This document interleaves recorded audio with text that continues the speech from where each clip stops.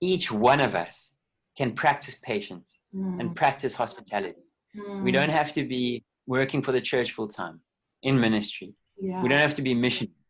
We don't have to be those things. We can be them in the workplace. We can be patient. We can be hospitable. We can love. We can do all those things. And Jesus says he will be with us always. Wow. And we can have confidence in that.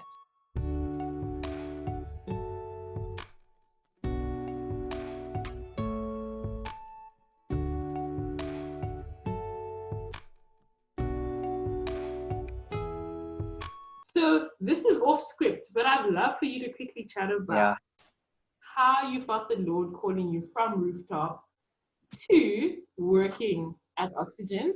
Because I think that would maybe be a little visual for that thing of we just are faithful with where the Lord's put us, and then he opens up the next door, or he envisions us, or he calls us. So I think what's so encouraging is, I think what I've really been blown away by in the last season is just God's kindness, just his mercy. Like, because, he calls us to things that seem scary, but his mercy and his kindness is he prepares us to go, he almost takes you through a season of almost like a butterfly, like you're in a cocoon, and that if that cocoon gets open too soon, those butterflies' wings wouldn't actually be strong enough. They need to have the time to move and build muscle in their arms. And God's kindness is like he opens the cocoon, like he puts it in you, like at the time when you actually need to go. Yes, I am referring to myself as a butterfly. I just realized. But like for the last 2 years, like I was saying earlier, at that conference in Cape Town, I felt the Lord really come and start stirring my heart for the ministry, in a sense, like for actually to come and like work in the church and to serve the local body. And so it's been like 2 years of processing, of laying down desires, of seeing him and following. And I think if like I got offered the position 2 years ago, I probably would have put my head in the sand and been like, no, not for me. Like, I'm happy. I'm building a career. There's like security here. There's like cool things here. There's like rad experiences. And I probably would have put my head in the sand. But God knew that 2 years ago, he needed to start the work in me. Wow. So that now when the call came, I would say 100% God, like I can see you in it. I've processed, it's like I've had the time to process. It's not even a sad thing. It's not even a hard decision. It's like, yes, Lord, I'll come because I've seen your faithfulness. I've seen your kindness. And without a doubt, yes, Lord, I'll come. So it hasn't been a quick decision. It's been like a decision that's been happening over 2 years. But it's only now that the Lord really sparked something. And that actually came from that prophetic word Mervis van der Merwe had in that one worship time. That I don't know if you saw it, Nibs, on Facebook. And he actually prophesied over the creatives in Oxygen. And he prophesied over even a creative school and creative leadership. And it was at that point where like Oxygen's been getting prophetic words for years. And it was at that point where like the elders kind of like pricked their ears up and they were like, whoa, okay, the Lord's on this, he's speaking and we need to steward this word. So that's kind of where the conversation happened. But it's so beautiful how like the Lord spoke through Mervis, but he had been speaking to me as well for the last like 2 years, and how those roads like intersected at the right time, like God's kindness, his mercy to like, be so invested in our lives. Like, so anyway, that's the long story, but very, very exciting. Yeah. So good, friend. And it reminds me of, I think in Psalm or Proverbs, I'll reference the scripture of man plans his way. A man may make his plans, but the Lord establishes his steps. And I think sometimes I think of that and I go, whoa, like as if it's a scary thing. But how amazing is it that when we are walking with the Lord, he has good works predestined for us to do beforehand, that we should walk in them. And we can just trust him to be faithful where we are. And he opens the doors. He prepares us at the right time. That's so amazing. Friend, I'm encouraged. Oh, I'm glad. Even me. Come on. Okay, so something that links to your season of feeling the Lord stirring you up for working in the church. So that was 2 years before you actually came into that season. So that's like really hectic because sometimes I feel like the Lord's putting dreams in my heart and we want them now. We're like, Lord, that looks so good. Let's go. But it's amazing that time of preparation. So, friend, what did it look like for you to work unto the Lord and still be faithful at work, still honor your boss in the workplace, even in light of having those dreams to kind of move on?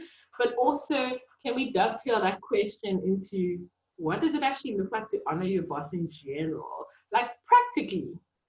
Yeah. Yeah. Cool. Yeah, I think it was like from that time 2 years ago when my heart started changing.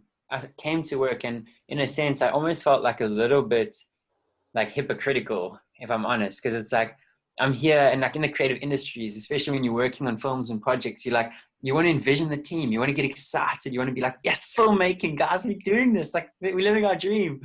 And in a sense, I was present, and I'm like, I'm going to work unto the Lord, and I want to serve the team, and I want to be here. But my heart's actually getting excited about other things, that I didn't know. I didn't expect this, but it is. And like, I'm feeling like a little bit torn. And so it was like a decision in my mind where I was like, actually, like I'm here and the Lord hasn't called me out of it. Like even for the last 4 months of this year, I'm only starting my new job in January. And I believe God's timing is perfect. And so for the next 4 months, like I'm at Rooftop, I'm at my job, and I'm going to work unto Him. Yeah. And so, yeah, that's been the decision. It's like, Lord, whilst I'm here, I'm still in where you want me. And so I'm still working unto you. And so I'm still going to serve my team. I'm still going to serve my bosses. And I think it's particularly easy because I love my team. I love my bosses. You guys are amazing. Yes. Yeah. Shout out if you guys are listening. But yeah, really privileged to work under incredibly godly men, well, incredible men who are godly, not, yeah. And yeah, they just are so, so cool, so wonderful, so steadfast, yeah, man, their hearts are so humble to serve the Lord. And so it was easy to work under them just because I love them. I really do care for my bosses. And yeah, so that's been really nice. So it was quite a hard goodbye, saying goodbye to them. But yeah, it's been a wonderful season. But I think practically what that could look like is, sometimes we think, oh man, how do you work unto the Lord? How do you honor your bosses? Well, a good place to start is honoring your contract. So if you work a certain amount of hours, you work those hours, if your job starts at this time, you arrive at that time. If it says you end at that time, you end at that time. And, really just honoring your contract, I think, is a good place to start. What have you promised? And are you going to be a man or a woman of your promise? Even when you don't feel like it. I think that's a good place to start. But another thing would be punctual. Another cool thing would be to honor your deadlines. Because sometimes you could get a deadline and it's like, even though it's a bit flexible, like if that deadline is given to you and you said, I'm going to work unto this deadline, you hit your deadline, and it's just because then if I don't hit my deadline, it's going to bring implications to my boss, who's going to have to tell the client, hey, we delayed, and it's going to put them in a position of stress, potential stress. Wow. And so it's like, actually, like, I love my boss, I care for them. So, and even if you don't love your boss, if you don't care for them, like ask the Lord to come and change your heart, to have a heart where you can. And so then you're like, okay, I don't want to put that person through that. So I'm going to hit my deadline. And I think it comes down to, and easier said than done, like we really need the grace of the Lord to walk this out, but considering others greater than ourselves. That is a very practical thing, a practical attitude, I think, to have that would always serve well. When you consider the people in your team and your bosses better than yourself, then you are going to be diligent. You are going to arrive on time. You are going to put in the hours that are necessary. Wow. And I think one last practical thing would be to honor those above you and below you, and to respect all people. I think that's a very practical way of showing love. So whether it's someone who's washing dishes or someone who is sending out budgets with who knows how much money, at the top. It's like everybody is valuable because we're all made in Christ's image. And it's like that, I think, is the most practical thing we can, trust the Lord to do in us. So I hope that answers. Wonderful, Jim. Wonderful. Cool. I don't want my sound to interfere with your sound, but on the inside, I was like, whoa, to those points. I didn't even see that coming. It's so good. It's so good. So and cool. On that very last one, I was reading in James 2 today.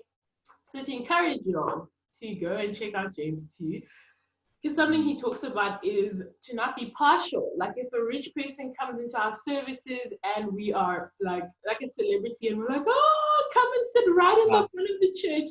And a poor person comes out and they were like, it says like, stand over there or sit at my feet. And how they not be partial, because before the Lord, we are all sinners that received his mercy. Every single one of us. And also the Lord didn't come for one, but he came for all.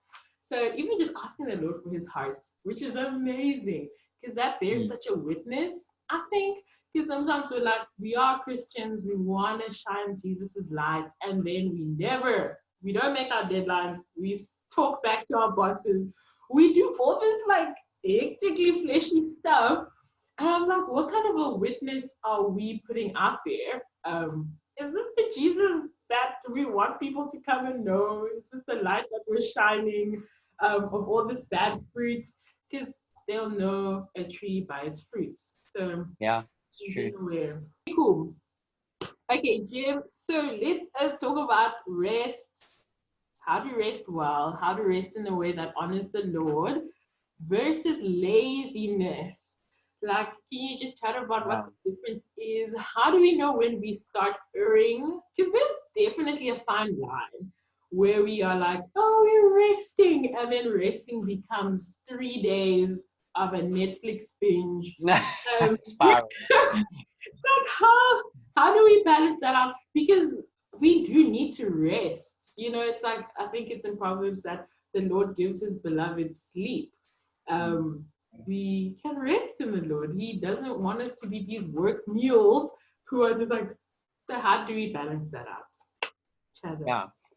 So I think it's cool just to look at the word and see what the word says about both. Because I think sometimes we even feel entitled to be lazy, Whoa. Like I've been there. Most Saturday mornings I've been there. And it's like, I've said it. Like I've said it out loud. I'm like, I just feel like being lazy today. Today's a lazy day. I think I said it this morning. I was like, it was raining and my housemate John was here and I was like, I didn't say it's lazy, but I was like, today's a movie day. Yeah. And I wasn't necessarily implying rest. I was implying today's a lazy day. Yeah. And I just want to look quickly at Romans 12 verse 11. And it's such a short verse, but it's like, it's so true. It says here, never be lazy, but work hard and serve the Lord enthusiastically. And like Sean would say, the Greek word for never is never. He's saying never be lazy. Not like, okay, when it's raining outside and it's a Saturday morning, you can be lazy. He says never be lazy. And then he says, work hard and serve the Lord enthusiastically. Wow. And I believe we can serve the Lord in our rest. And because rest is actually a choice. To diligently rest is actually resting in Jesus. It's not resting outside of him. It's resting in him. It's like saying, I can go and take a walk in the valley. Or I can sit on this couch right now, not to be lazy, but I am resting. I'm in the Lord's presence right now. And my heart is for him. It's not against him. It's not for myself. It's for him. And so that as I'm rested, I can serve him. So as I'm rested, I can be sober-minded and alert to the things of him. And he says, Jesus offers us this rest. In Matthew 11, verse 28, he says, come to me, all those who are weary and brokenhearted, and I will give you rest. Yeah. He says, so he's saying rest is a good thing. Mm. But I was thinking about it and I was like, I love analogies. Like I love them. Kelly always tunes me when I when I'm speaking analogies. But the one that's so cool that I was just thinking of is like, okay, say we're in a car, right? And the car is the things of the Lord. Rest is the petrol that makes that car move. Wow. Laziness are leaks in the tires. That's what laziness is. Wow. Like, so they both are part of the car, but one is slowing the car down and one is making a move. In order for us to walk in the things of God, we need a rest. We need to be putting in that petrol. And then we need to be moving. But laziness is it's like slows us down. It comes in puts punctures in our tires and we can't move. So yeah, I do believe there is a clear difference between being lazy Wow. and resting for the purpose of the kingdom. Mm. And you know what? That rest is deeper and more satisfying than laziness. Because, I mean, we've all been there, like a full Saturday morning in your pajamas, like eating flings and drinking cream soda and like just watching Netflix. At the end of that, how do you feel? Sluggish. Gross. Yeah. Eh? Ugh. Like I need another Like, day to compensate for today. yeah. And you no amount of showers is going to clean these flings off of my face. Like, that's what it feels like. I just feel gross. I don't feel like I can actually go and do anything. Yeah. But rest in the Lord is different. Like times when you're rested in his presence, or you go and you take a walk in nature, or whatever you do to rest in his presence, spend time in the word, you leave feeling built up. You leave feeling actually encouraged, and Yeah. you feel energized. And so there's a clear difference between rest and laziness. And laziness can become a sin. Yeah. Wow. Sure, it's good, Jim. It's good. And I know we haven't listed all of the warning red flags of this could be lazy, this could be lazy, this could be laziness. So I think something that's so wonderful is if there is a person out there who's wondering, am I actually being lazy? Chat to your accountability, chat to your leaders in your community, chat to someone who you trust in your life who's going to tell you the truth and be like, this is what my time looks like. Am I honoring the Lord with my time? Is this rest? Is this being lazy? So, because Jim and I can't exhaust all of it. Some things are also like you walk them out of a relationship. So, to not take anything and suddenly feel shackled or burdened or under something. It's nothing. Totally. Yeah, this is what the word is saying, but the practicalities, you have to. And trust the conviction of the Spirit. You have the Holy Spirit in you. And trust the conviction of the Spirit, because there's times where you can be playing. I often have this chat with my roommate Tim, because he's walked a road kind of with gaming and PlayStation and stuff. And the Lord has taken him on a big journey, and he's coming to a place of freedom where he can play FIFA with faith, and he can rest playing FIFA, because it's actually he's building a relationship with guys. He's resting in fellowship, in koinonia. Good. And so it's like, just because you're sitting on a couch playing FIFA doesn't mean that it's laziness. Right. And so trust the conviction of the Spirit, because it'll be different for lots of people. And the Lord sees your heart, and he sees the motives of your heart. Good. So yeah, like Nobs is saying, we're not saying don't do those things. Speak to your accountability partners, speak to your leaders, but also trust the conviction of the Spirit in our hearts. It's so good. And it's also to the point of that we are soldiers. Like there's that verse, I'm going to reference it as well, that says how we're soldiers in the kingdom. And if a soldier is commissioned and he goes into a city, he's not going to get caught up in civilian pursuits. He's going to keep his eye on the mission. And I think our generation and society has geared us up to those extremes. And I think that being sober-minded and alert is to realize our society praises mostly the things that are opposite to the kingdom. So where the Lord would want us to do earnest hard work, to rest in him, society will say, spend 20 hours behind a screen watching that movie you shouldn't. And to be aware that society is not for our relationships with the Lord. So even as we're speaking about this, in my mind, I'm like, there's a renewing of realizing, I need to rest more in the Lord. And the reason it's is because like society disciples us away from the Lord, actually, Yeah. and not Yeah. with Him. So if any of this is kind of like the Lord tickling your hearts, that's good. So yeah, maybe let's wrap this whole thing up with a bow. This has been such a great conversation. So No, it's been cool chat. fun last question about how his favorite ways to rest, both in the Lord, fellowshipping with friends, and how practically that looks working that into his work schedule. So take us into a week in your life, basically. Cool. Well, I think I really look forward to my morning coffee and just quiet with the Lord. So yeah, I think I find a lot of rest in the start of my day. Yeah, I wake up. If I don't get up and put on a kettle, I'm not going to get out of bed. So I get up and I go put on the kettle, and then I know, cool, I'm awake, I'm up now, coffee time.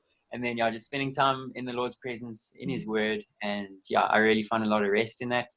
But then I find in the week, I like to, we have actually at our work, we have like a trail running group because we work quite close to the valley. So often we'll go run in the valley, which I love. It's really cool just to get outside and be in creation, get some fresh air. I love finding rest there, but I also love taking moments after work before like a community or before stuff to go jump in the ocean. I like going for runs, often go running or diving or surfing. Yeah, I really love that stuff. So if I can get a friend to tag along, it's usually Kelly. I drag her into all sorts of stuff. Shout out Kelly. Yeah, that's where I find a lot of rest. But also I find a lot of rest in fellowship with people. So yeah, having meals in homes, playing board games, yeah, just laughing and that kind of stuff. So yeah, that's kind of like a week. Yeah, So very good. briefly. So good. Jim, I'm going to be so naughty. And I'm just going to say, as you were describing your week, I was like, it sounds like a bio for like an eligible bachelor. Ah,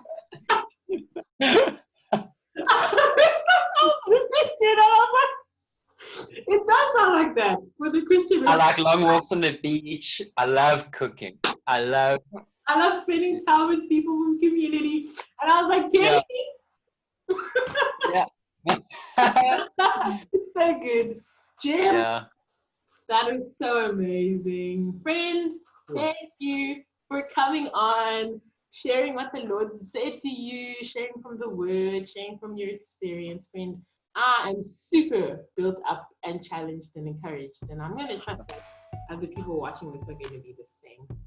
So, yeah, thanks for coming. Thanks for having me, Nerves. And thanks for facilitating it and just being obedient and yeah, all this joy. Yeah, it's been really cool.